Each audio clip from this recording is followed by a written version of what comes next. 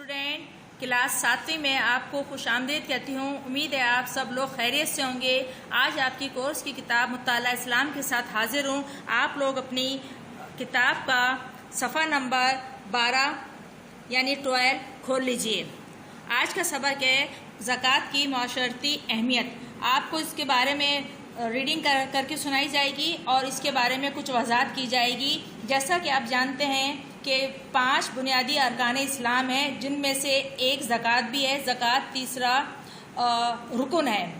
جس طرح مسلمان کے لیے نماز فرض ہے، اسی طرح زکوٰۃ ادا کرنا بھی فرض ہے۔ زکوٰۃ کا مطلب ہے مال کا پاک ہونا، نشوونما پانا، بڑھنا۔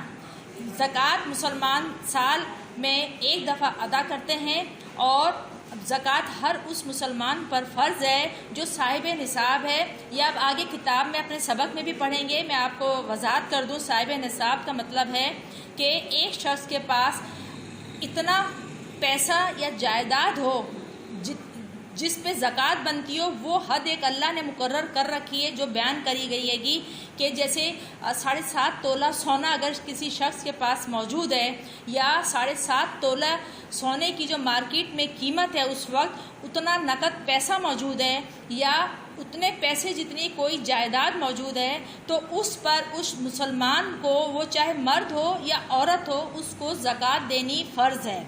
اللہ نے زکوٰۃ دینے کا حکم دیا ہے کہ ہر مسلمان کو زکوٰۃ ادا کرنی ہے، اور اس سے اللہ پاک کا یہ مقصد ہے کہ معاشرے میں جو کمزور طبقہ ہے، غریب طبقہ ہے، ضرورت مند لوگ ہیں، ان کی مدد کی جا سکے، وہ جائز اور حلال طریقے سے اپنی ضروریات پوری کر سکیں اور ان کو کسی کے آگے ہاتھ پھیلانے کی نوبت نہیں آئے، اور معاشرے میں چیک اینڈ بیلنس کی سچویشن چلتی رہے، سب لوگ برابری کی سطح پر زندگی گزاریں۔ اب ہم اس سبق کی ریڈنگ کرتے ہیں۔ اب زکوٰۃ کے معنی کیا ہیں؟ زکوٰۃ کے معنی ہیں پاک کرنا، بڑھنا اور نشوونما پانا۔ زکوٰۃ ادا کرنے سے مال پاک ہو جاتا ہے، اللہ تعالیٰ اس میں اضافہ کر دیتے ہیں، اس لیے اسے زکوٰۃ کا نام دیا گیا ہے۔ شریعت کی اصطلاح میں زکوٰۃ سے مراد وہ خاص رقم ہے جو مقررہ کردہ نصاب پر سال مکمل ہونے کے بعد ادا کی جاتی ہے۔ زکوٰۃ کی اہمیت کہ زکوٰۃ کیوں اہم ہے؟ زکوٰۃ اسلام کے 5 بنیادی ارکان میں سے تیسرا رکن ہے۔ قرآن مجید میں اکثر مقامات پر نماز اور زکوٰۃ کا حکم ایک ساتھ آیا ہے، جس سے زکوٰۃ کی اہمیت واضح ہوتی ہے۔ جس طرح نماز کے بغیر اسلام کی تکمیل ممکن نہیں، اسی طرح زکوٰۃ کے بغیر بھی اسلام کی تکمیل نہیں ہو سکتی۔ خلیفہ اول حضرت ابو بکر صدیق رضی اللہ عنہ نے اپنے ایک اہم فیصلے کے ذریعے زکوٰۃ کی اہمیت کو واضح کیا۔ ان کے عہد حکومت میں کچھ قبائل نے زکوٰۃ ادا کرنے سے انکار کر دیا، تو آپ رضی اللہ تعالیٰ عنہ نے ان کے خلاف جہاد کا اعلان کر دیا۔ یہ اس بات کا اعلان تھا کہ اسلام میں زکوٰۃ سے انکار کرنے کا مطلب اسلام کے دائرے سے نکل جانا ہے۔ نماز بدن کی عبادت ہے اور زکوٰۃ مال کی عبادت ہے۔ بندگی رب کا تقاضا اس وقت تک پورا نہیں ہو سکتا جب تک جان اور مال دونوں کے ساتھ اللہ تعالیٰ کی بندگی نہ کی جائے۔ نماز اللہ تعالیٰ کا حق ہے، زکوٰۃ بندوں کا حق ہے۔ جیسے کہ میں نے آپ کو بیان کیا کہ اس سے ایک مسلمان اپنے مسلمان بہن بھائی کی مدد کرتا ہے۔ یہ اس غریب مسلمان بہن بھائی کا اللہ نے جن کی حیثیت ہے ان پہ ایک حق رکھا ہے۔ اسلام میں حقوق اللہ کے ساتھ ساتھ حقوق العباد کو پورا کرنے کی بھی زبردست تاکید کی گئی ہے۔ بصورت دیگر اسلامی تعلیمات کے ایک اہم حصے پر عمل کرنا ممکن نہیں رہتا۔ معاشرتی اہمیت زکوٰۃ و صدقات کا بنیادی مقصد معاشرے کی فلاح و بہبود ہے تاکہ معاشرہ غربت اور تنگ دستی سے بچ سکے۔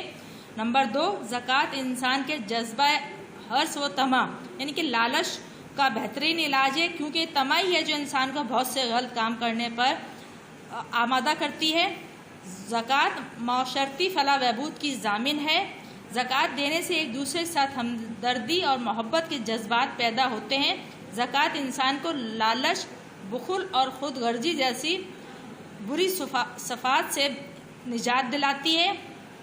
نمبر 4، زکوٰۃ ادا کرنے کے نتیجے میں روپیہ پیسہ گردش میں آتا ہے۔ اس طرح دولت صرف خاص لوگوں تک محدود نہیں رہتی بلکہ معاشرے کے تمام طبقات تک پہنچتی ہے، معاشرے کے تمام افراد کے معاشی حالت بہتر بناتی ہے اور معاشی استحکام کا سبب بنتی ہے۔ اسلام کی ترویج اور اشاعت کے سلسلے میں زکوٰۃ کا استعمال معاشرے میں بھلائی کو پروان چڑھاتا ہے۔ جہاد برائیوں کے خاتمے کا ذریعہ ہے۔ زکوٰۃ مال جہاد میں خرچ کیا جاتا ہے، یعنی کہ زکوٰۃ کے پیسے جہاد کے اس میں بھی خرچ کیے جا سکتے ہیں۔ تو بچوں، آپ کا سبق زکوٰۃ کی معاشرتی اہمیت مکمل ہوتا ہے۔